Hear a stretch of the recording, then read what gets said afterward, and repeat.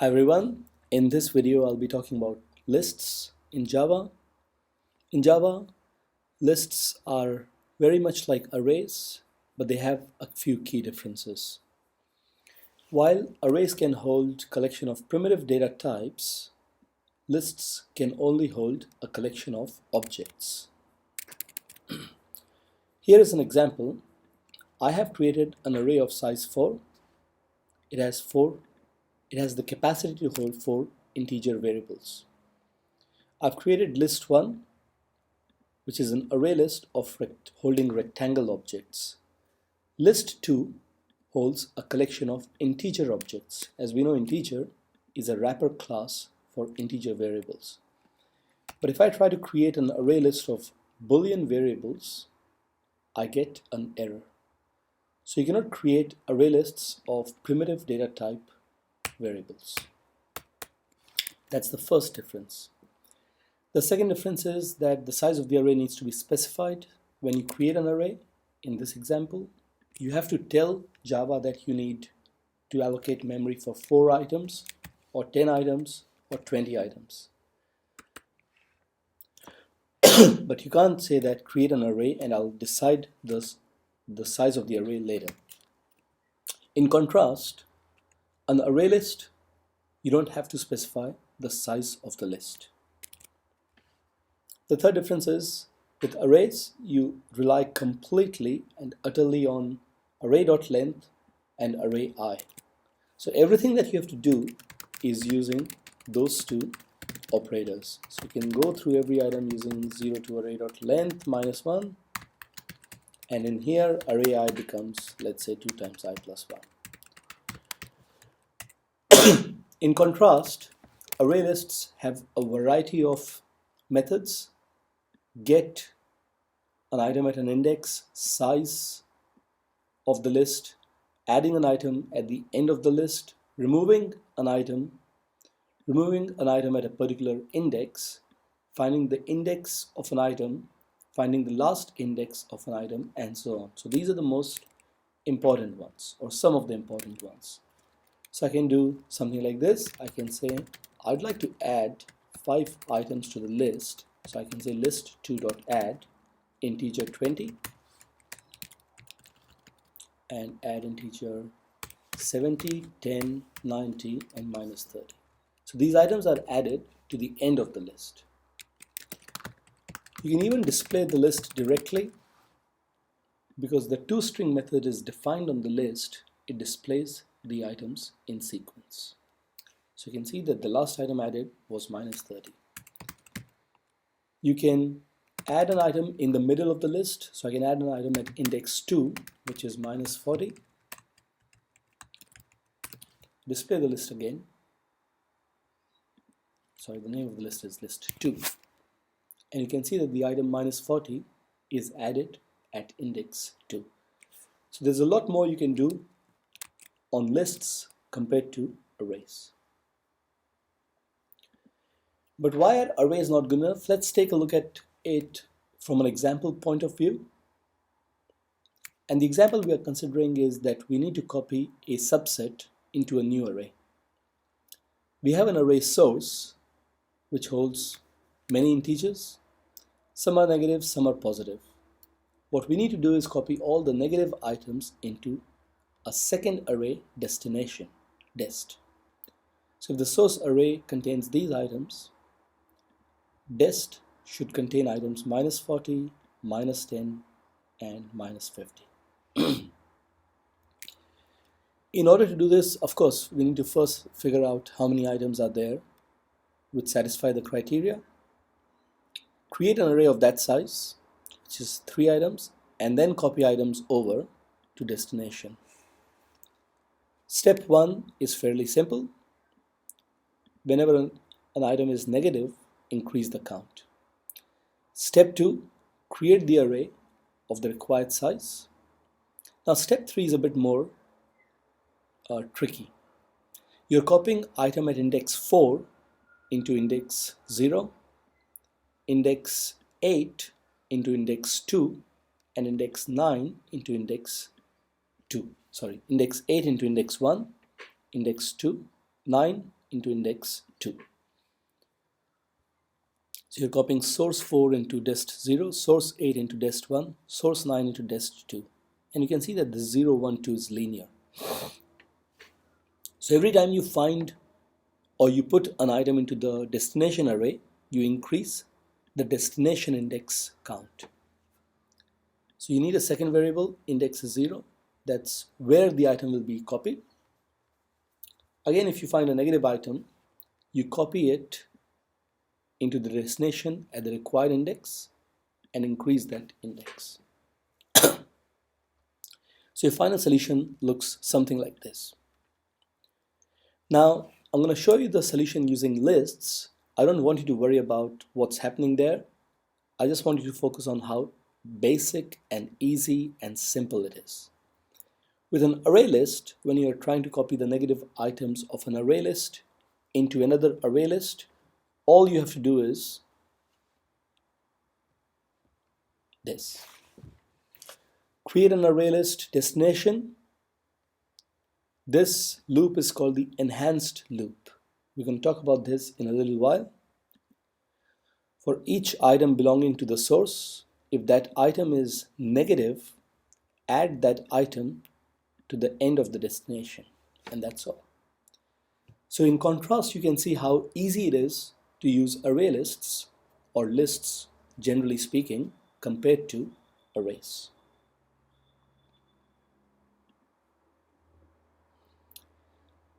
Java has a built-in list interface. An interface is a collection of method headers. You'll read more about this, you'll study more about this in Comp 2 to 9, but for the time being, it's sufficient to understand that it's a collection of method headers. Some of the most frequently used methods have been listed here. So you can get the item at a particular index. You can find the size of the list. You can add an item at the end of the list. You can add at a specific index an item. You can check if the list contains an item. Check the first index of the item, the last index of the item. Have toString as well. I think I'm missing remove in this list, which I'll add later. Now, any class can implement an interface in Java. What it means is that a class is saying, okay, I'm going to implement all the methods that you have listed. In Java, ArrayList and LinkList implement the list interface, and they can also add more methods on top of that. I'm going to try and explain how you create a list and how you operate on a list using an example. Creating a list is done as ArrayList in triangular brackets, the type of the items the list will store equals new ArrayList, again in triangular brackets, the type of the item stored, round brackets. Creating a linked list is exactly identical. All you change is instead of array, you say linked. So it's a linked list. They differ in how they store items internally, but we don't have to worry about that until we talk about custom built lists. So you can create an array list like that and then start adding items. So here what I'll do is I'll create an array list of integers. List is new array list of integers, and to the list I'm going to add these 4 items. Let's copy this from here and paste it here. When I display the list, it tells me that the list contains 10, 70, 20, and 90 in that order. You can also add an item at an arbitrary index. For example, I can add the item at index 0, index 2, or even at the end of the list like this. So if I copy that piece of code and run this now, you can see, as I said in the comment, the list is 30, 10, 4, 70, 20, 90, and 30. 30 was added to the beginning of the list, then 4 was added at index 2, and then 30 was added at the end of the list as well. If the index that you supply is invalid, it's going to give you an index out of bounds exception, because index 20 is not where an item can be inserted.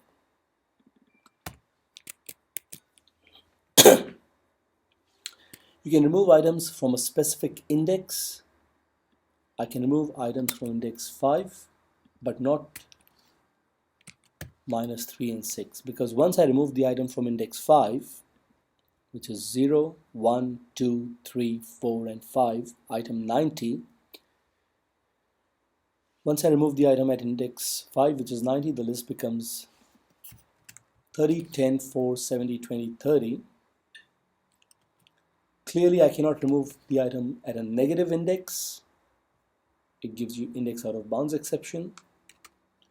You cannot remove item at index 6, because the last index at which an item exists is 0, 1, 2, 3, 4, and 5.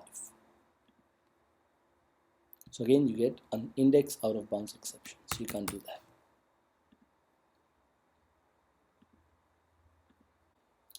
You can also remove a particular item from a list. In my list, I'm going to try and remove the item 4. Note that item 4 does exist at index 2, and I'm going to try and remove it. But there's a problem. And the problem is that only in the case of integer array lists, Java gets confused, because it thinks that this 4 is the index from which the item must be removed. So it's going to remove the item at index 4, which is 20. So when I run this, it removes the item 20. Instead of that, what we want to tell it is that it's the integer object 4 that I want to remove, and you can do that by casting it to an integer. So when I remove integer 4, my list becomes 30, 10, 70, 20, and 30. Now this is only in the case of integer array lists, not in the case of any other array list. To go through the list, you can use the most fundamental counter-based loop, where you can go from I equals 0 to less than the size of the list, and do whatever you want with the item at that index given by list.getI.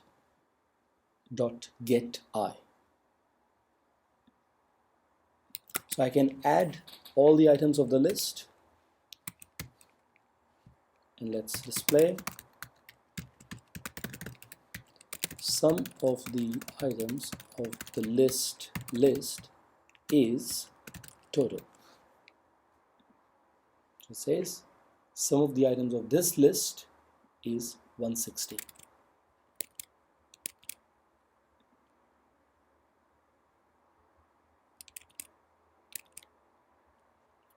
Of course, I have removed items at index 4 and the item 4 as well.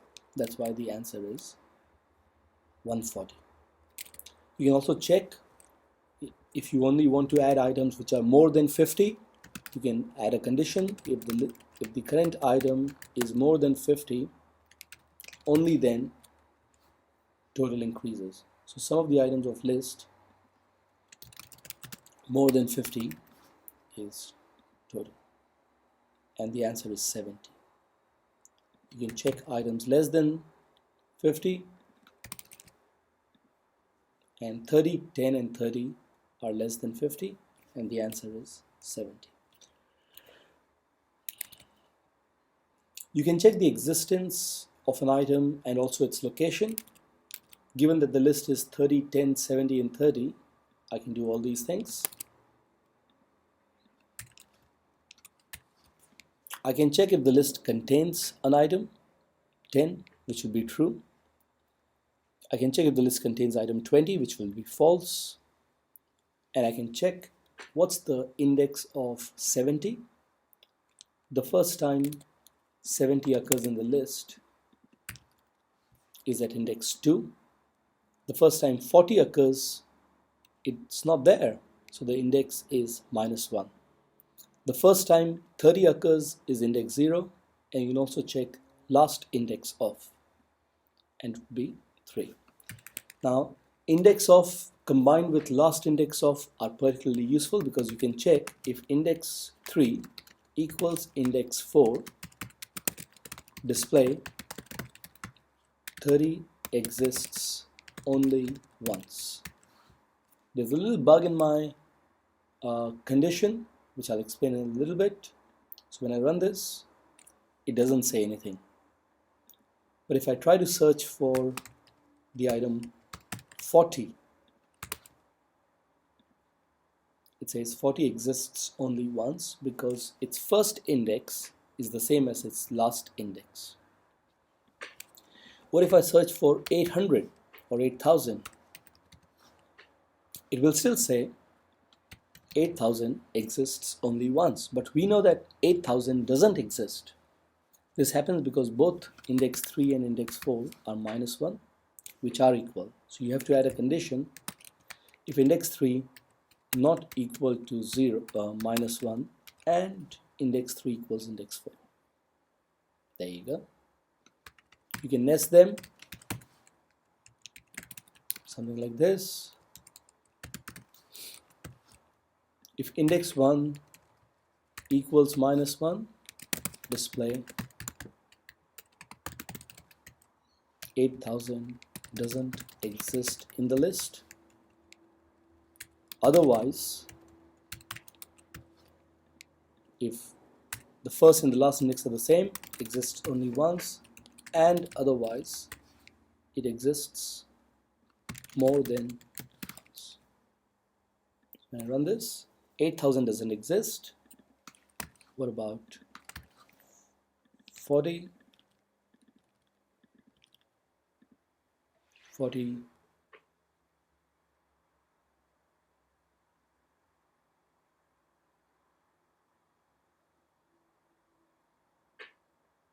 doesn't exist, that's correct. 70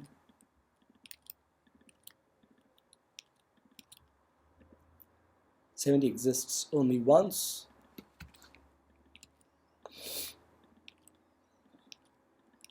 And 30 exists more than once. So that's how you can search for items in a list.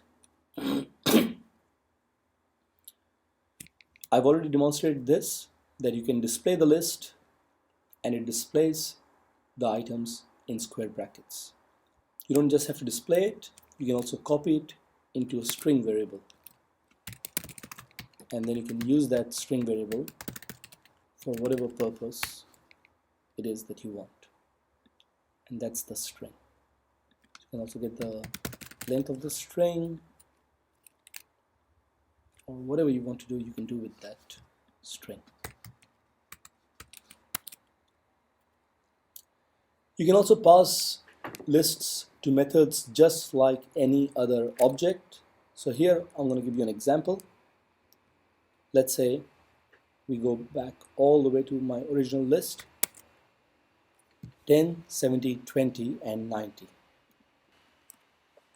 I can create a method public static int sum of an array list of integer objects data.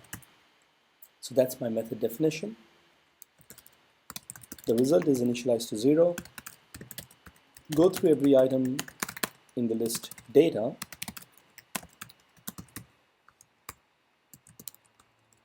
and result increases by data.get the current item I at index I. When the loop finishes, return the result. So that's my method, and I can call this method in my main method in the client as display the sum of all items of the list. There you go. So when I run this, it says 190, which is the sum of 10, 70, 20, 90. I can add another method, public static boolean contains or all positives in an array list of integers called data. In this case, I'm going to go through every item of the list. Because I want all the items to be positive, as soon as I find an item which is not positive, I can return false. If the loop finishes and we are still here, it means the control was never returned, which means none of the items were non-positive. Then I can return true. I can replace this by the method called by all positives, and let's also display the sum. And you can see that the sum of the items is 50, and are all the items positive is false. If I change that minus 70 to 70, now all the items are positive. If I change the item 90 to 0, all the items are not positive because the last item is 0, which is not positive. So yeah, you can create methods and pass lists to methods just like that. In my lecture notes, I have included 2 comprehensive examples, and I also have included the solutions. So please take a look at those. And then I've got a practice project for you as a homework, which is a replica of these 2 comprehensive exercises. Thank you very much.